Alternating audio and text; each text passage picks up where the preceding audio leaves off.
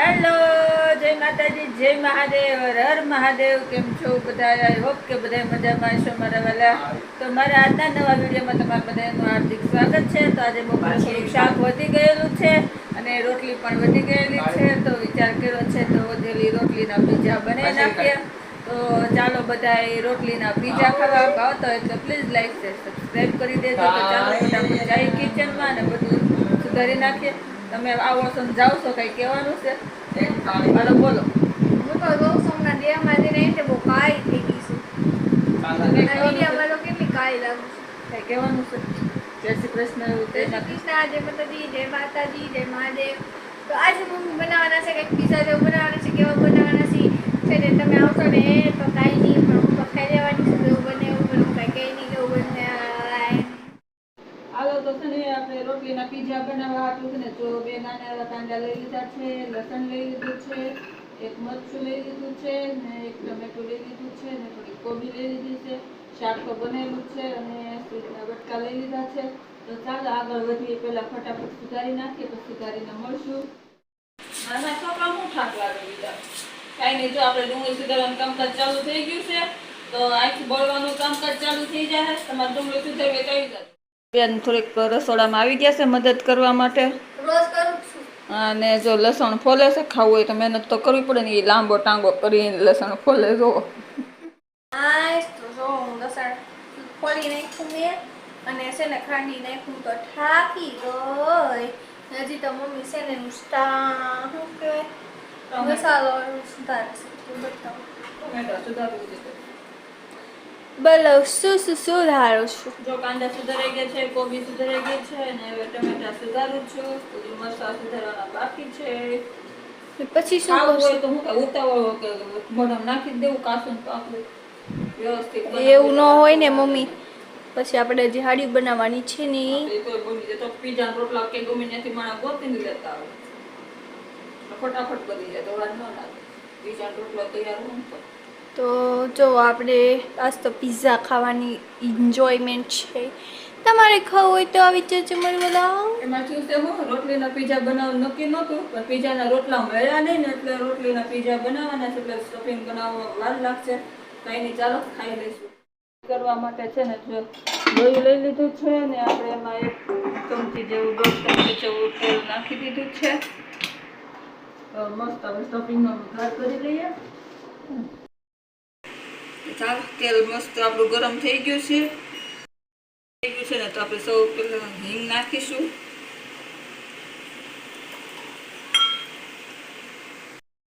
પછી નાખી દઈશું ગાર્લિક. લસણ નાખી દીધું છે. ગાર્લિક ગાર્લિક જ છે.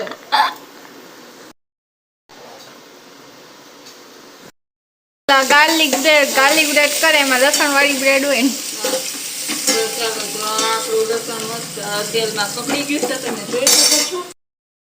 જેવા લીલા મરચાં છે અને ધાણા છે.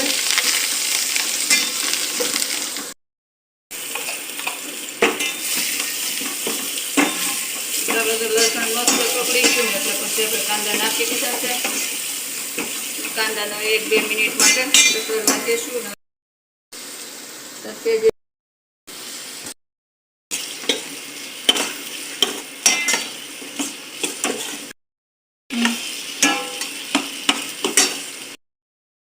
જેવું મીઠું પ્રમાણે જ નાખવાનું. તો ચાલો આપણું સ્ટફિંગ મસ્ત બનીને તૈયાર થઈ ગયું છે. આમાં હવે ટમેટો કેચઅપ ને માયોનીઝ ને બધું નાખશું.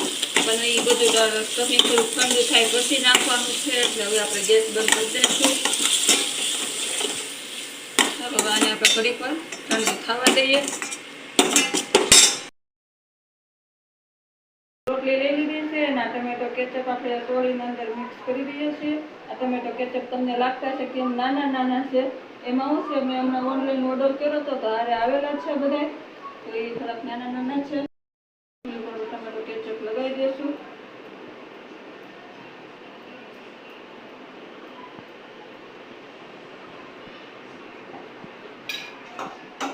અને જે આપણે સ્ટફિંગ રેડી કર્યું છે ને બધું નાખીને એ મસ્ત આપણે બધું રેડી.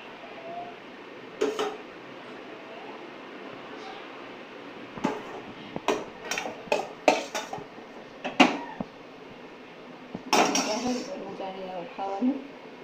તો ચાલો જો મસ્ત આપણું આ સ્ટફિંગ અંદર ભરી દીધું છે.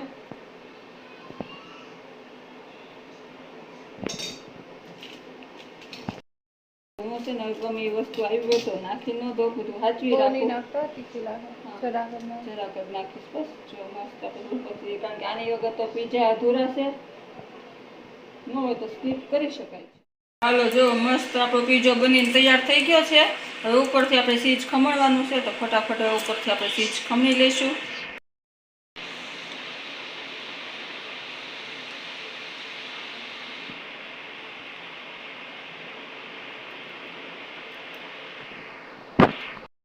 ચીઝ નખાઈ ગયું છે, તો હવે એને આપણે લોઢી ઉપર ગરમ કરી લઈશું થોડી વાર માટે.